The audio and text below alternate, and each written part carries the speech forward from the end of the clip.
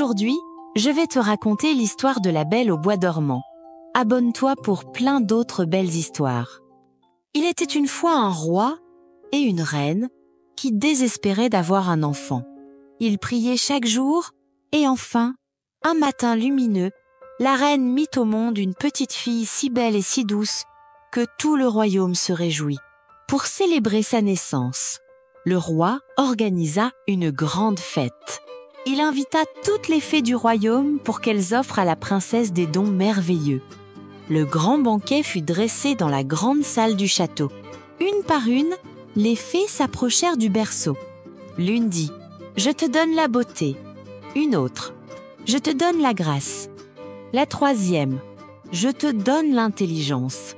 Puis, la douceur, le chant le plus pur. Mais soudain, les lourdes portes s'ouvrirent dans un grondement.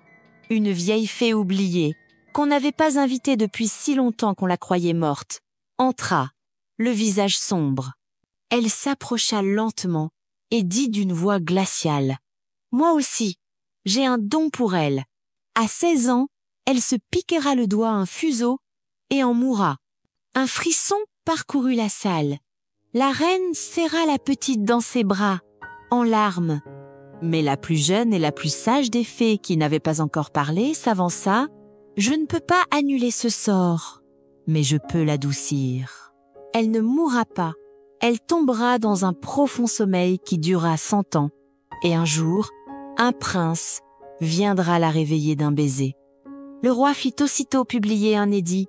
Tous les fuseaux de son royaume furent brûlés pour protéger sa fille. Les années passèrent, la princesse grandit, d'une beauté éclatante et d'une douceur incomparable.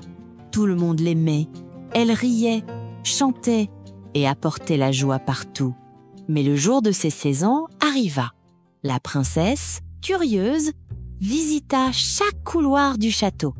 Au sommet d'une vieille tour oubliée, elle poussa une porte grinçante et trouva une vieille femme assise devant un rouet. « Que fais-tu, bonne dame ?» demanda la princesse. « Je file, ma jolie. Veux-tu essayer ?» La princesse, intriguée, toucha le fuseau. Aussitôt, elle se piqua le doigt. Elle poussa un petit cri et s'effondra sur le sol, les yeux fermés. La vieille fée apparut dans un nuage d'étincelles et, d'un geste tendre, posa sa main sur la princesse endormie. Elle murmura des mots magiques. Alors, tout le château s'endormit avec elle. Le roi et la reine, les serviteurs, les gardes, les animaux, même le feu dans les cheminées sembla se figer. Autour du château, des ronces et des épines géantes poussèrent, si denses et si hautes qu'elles cachèrent complètement les murs et les tours. 100 ans passèrent. Les contes de la Belle endormie se répandirent dans tout le pays. De nombreux princes tentèrent d'entrer, mais les ronces étaient trop épaisses et trop dangereuses. Un jour, un jeune prince, courageux et au cœur pur, entendit parler de la légende. Il décida d'essayer. Quand il arriva devant les ronces, elles s'écartèrent comme par magie, ouvrant un chemin étroit. Il marcha dans le silence étrange du château endormi. Les toiles d'araignée brillaient, les armures semblaient veiller dans l'ombre. Il monta l'escalier en colimaçon jusqu'à la chambre où la princesse reposait sur un grand lit à baldaquin. Elle semblait à peine respirer, ses joues roses, ses longs cheveux étalés comme une vague d'or. Le prince s'agenouilla près d'elle et, le cœur battant, l'embrassa doucement sur la joue. Aussitôt, la princesse ouvrit les yeux. Elle le regarda, surprise, puis sourit avec la plus grande douceur. Tout le château se réveilla.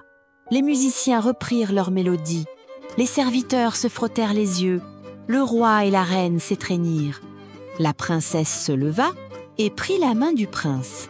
On annonça leurs fiançailles et un grand festin fut organisé.